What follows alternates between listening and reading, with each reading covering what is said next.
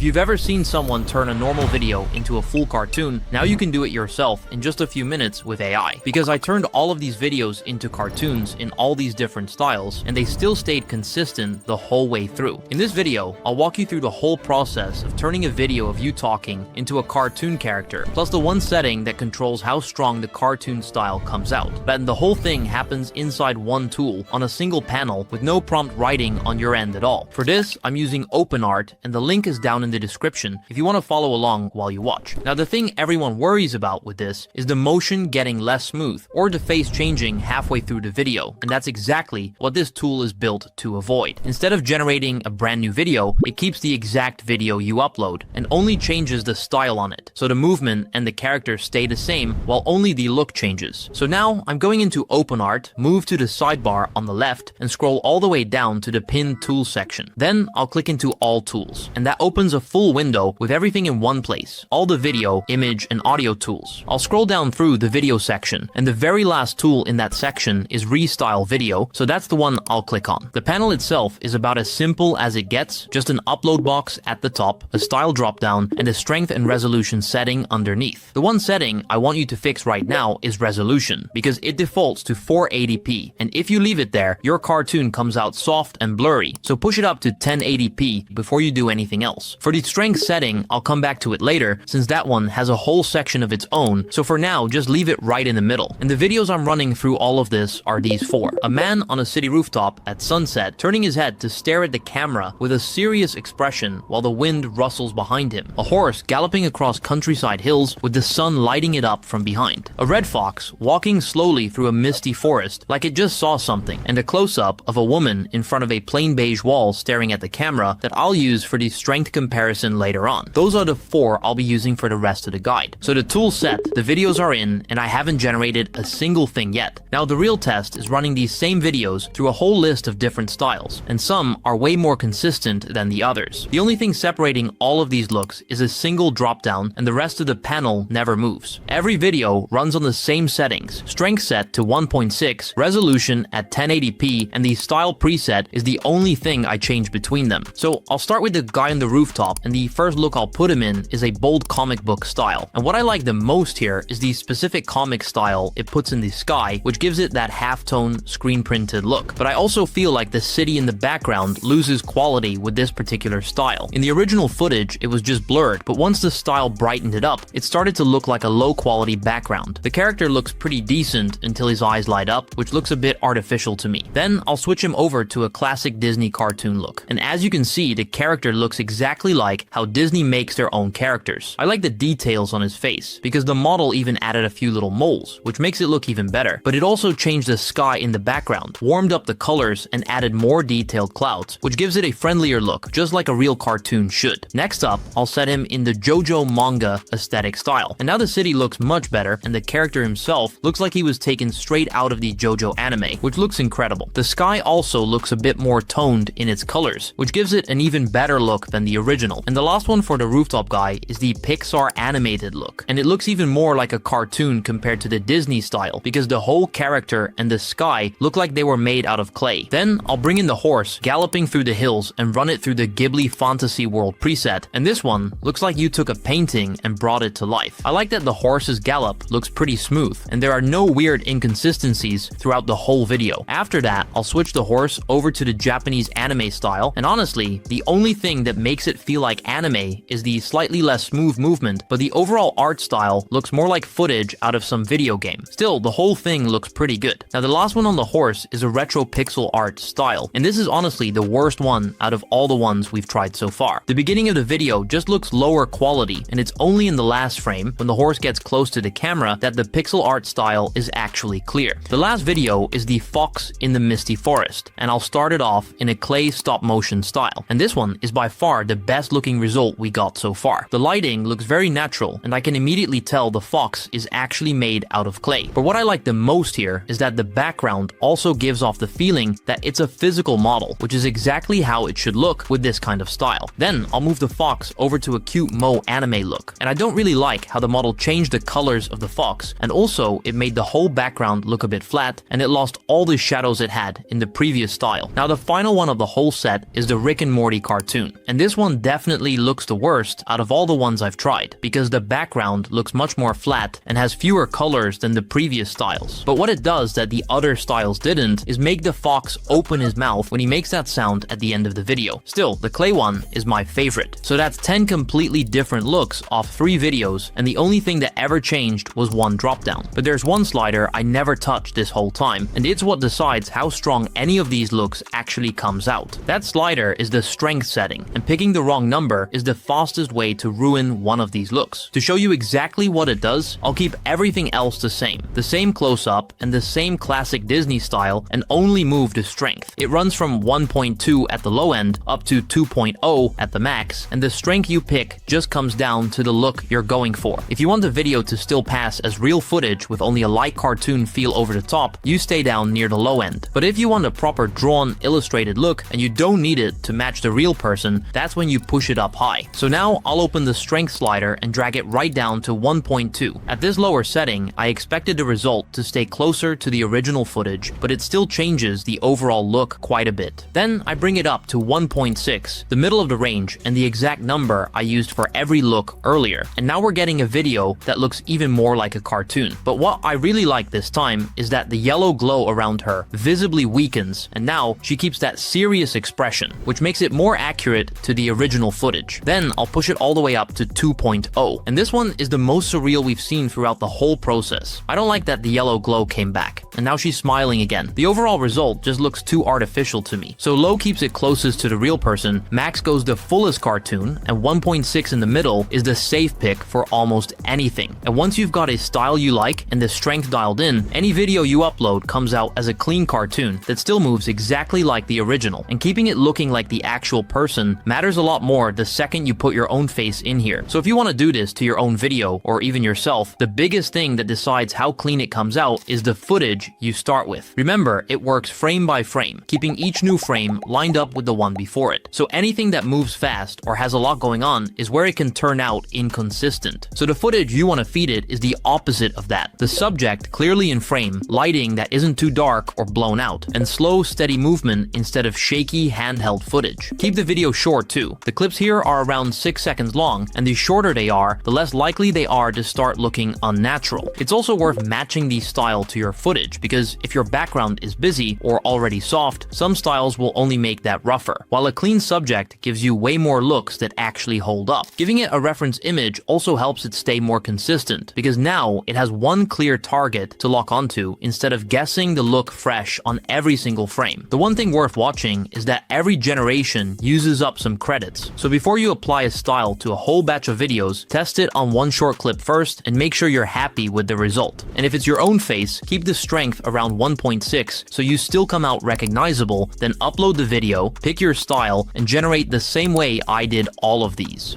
In position. Wind's picking up. You've got a narrow window. Copy. Moving.